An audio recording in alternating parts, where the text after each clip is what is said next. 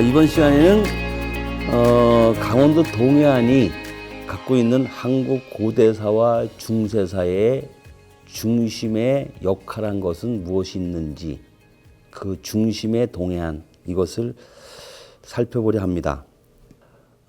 지난 시간에 잠깐 살펴본 것 같이 울릉도와 독도가 항국령이 된 도시, 즉 강릉과 삼척, 그리고 화랑이 심신을 단련하던 동해안, 그리고 한국 중세사의 문을 연 강릉, 그리고 첨가에서 남한의 이승만 대통령과 북한의 김일성 주석이 논일던, 휴양하던 화진포, 이렇게 네 가지의 주제를 같이 보고자 합니다.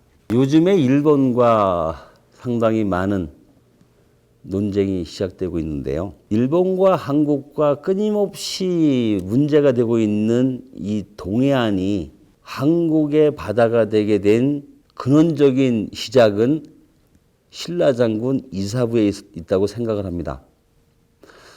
이사부가 삼국사기에 의하면 505년에 실직 군주로 부임을 하고 512년에 하슬라 군주로 와서 여러 척의 함대를 이끌고 울릉도를 복속하였다. 울릉도민이 워낙 사납기 때문에 나무 사자를 여러 개를 깎아서 함선에 싣고 울릉도를 정벌하였다. 이렇게 되어 있습니다.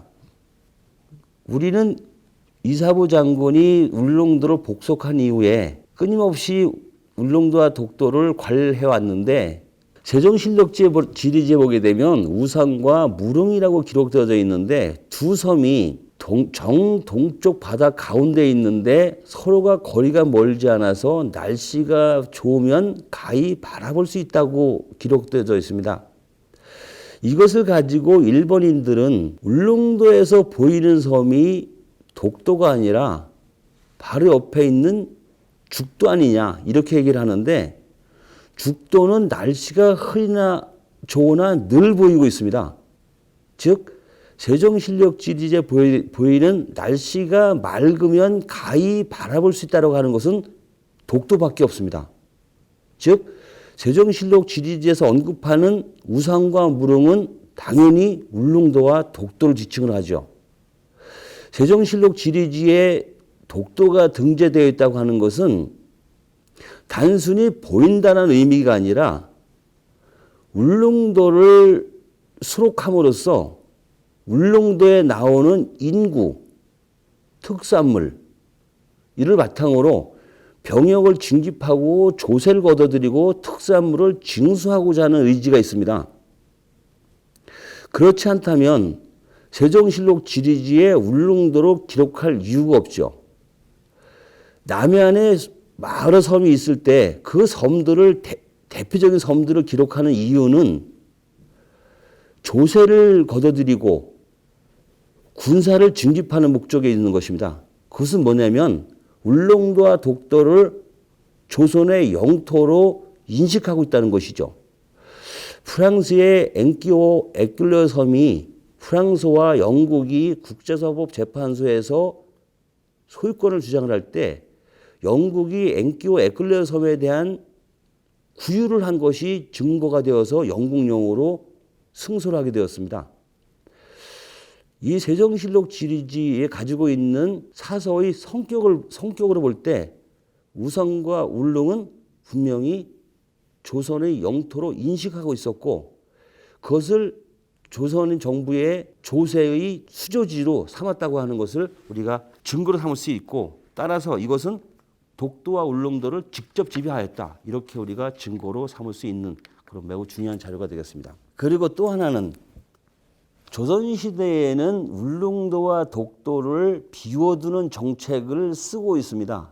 즉 공도정책이라고 하는데, 이 공도정책에 비견해서 조선에서 또 하나의 쓰는 정책이 수토정책입니다. 일본인들은 조선이 울릉도를 공도정책을 했기 때문에 울릉도를 포기했다고 얘기를 하지만, 실제 조선에서는 울릉도를 직접 지배하기 위해서 관리를 파견해서 울릉도의 상태를 지속적으로 관리를 하고 있습니다. 외인들이 울릉도에 들어가 살거나 울릉도에 우리 백성이 살 경우에 일본인들이 와서 우리 백성에게 피해를 끼치니까 울릉도에 사람을 살지 않게 하면서 우리가 울릉도를 관리하기 쉽게 하려고 하는 정책이었죠. 우리 백성을 내륙에 들어와 살게 되고 섬을 비워두는 정책을 쓰게 되는데 이건 울릉도만 그러는 것이 아니라 남부 지역의 섬에도 적용되는 사례가 있었습니다. 그러니까 공도정책은 영토에 대한 포기가 아니라 영토에 대한 새로운 지배 방식이라고 이해를 해야 되겠죠.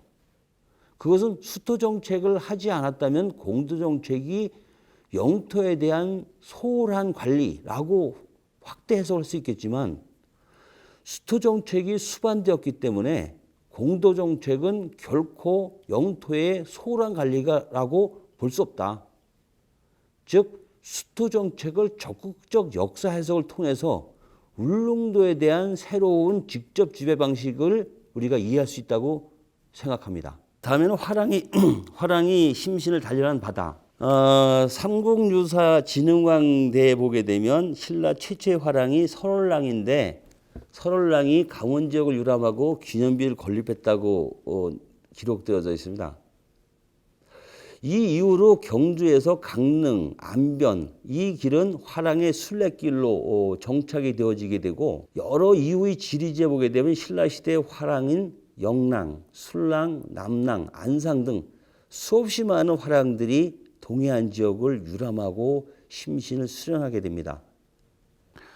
고려시대 기록에서 이곡집에서 동류기에 보게 되면 총석정, 삼일포 그리고 한송정에 설랑의 비가 있다고 했고 조선시대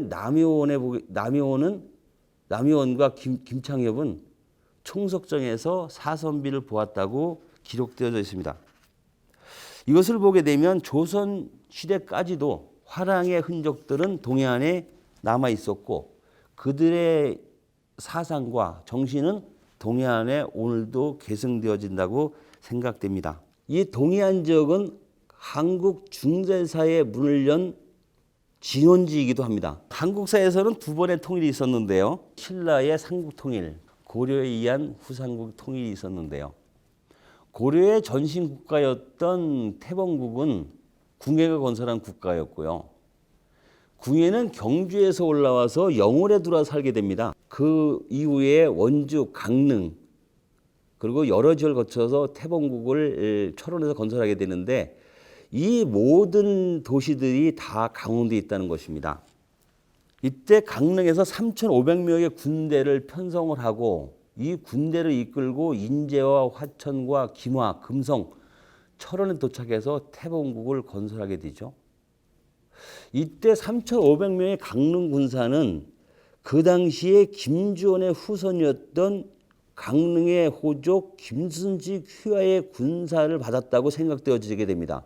이후 개성을 중심으로 하는 해상 세력이었던 왕건 세력에게 고려국을 넘겨주게 되는데 고려가 건국되어질 때 태봉국에 가지고 있던 권력 부서를 광평성을 포함해서 여러 개의 부서를 그대로 승계를 하고 있습니다. 이거로 보아서는 태봉국이 고려국의 모태였다. 그리고 그 모태였던 태봉국은 강릉 김씨 세력을 중심으로 하는 세력이었고 특히 김순식의 경우에는 범일국사의 제자였던 낭원이 대관령 보현사에 주석하게 되는데 이 보현사의 낭원을 강릉으로 불러서 여러 차례의 연회를 베풀고 자문을 구한다는 기록이 보이고 있습니다. 한국 중세사의 모태는 강원도였고 그 중심선상에 있는 도시는 강원도 동해안의 강릉이라고 생각되어지게 됩니다. 다음으로는 한국 분단의 아픔이 남아있는 화진포를 말씀드리려고 합니다. 화진포는 지금도 많은 관광객들이 찾고 있는 휴양지인데요. 분단으로부터 한국전쟁 이전까지는 북한의 김일성 주석이 별장을 짓고 휴양하던 곳이고 한국전쟁 이후 그리고 1961년 4.19 이전까지 즉 이승만 대통령이 하야하시기 이전까지 머물던 곳이기도 합니다. 화진포가 38선 이북에 있을 때는 북한의 최고의 권력자가 머물던 곳이고 한국전쟁 이후에는 남한의 최고의 권력자가 머물던 곳. 분단의 아픔이 살아있는 곳이 바로 화진포입니다. 지금도 화진포를 가시게 되면 이승만 대통령의 별장과 북한의 김일성 주석의 별장이 공이 남아 있습니다. 그 옆에는 또 다른 역사의 비극의 장본인이었던 이기붕의 별장도 남아 있고요. 아마도 화진포는 가본 분들이 다 말씀하시겠지만 워낙 좋습니다. 호수가 크고 물이 맑고 그리고 인근 지역에 금강산과 설악산이 있고 명승지와 같이 있어서 아마도 남한과 북한이 공히 별장을 짓고 그것에 유람하는 그런 곳이 아니었겠는가. 이 또한 아마도 신라시대의 화랑이 머물고 심신을 수련하고 그런 지역들과 상통한다 그렇게 생각이 됩니다.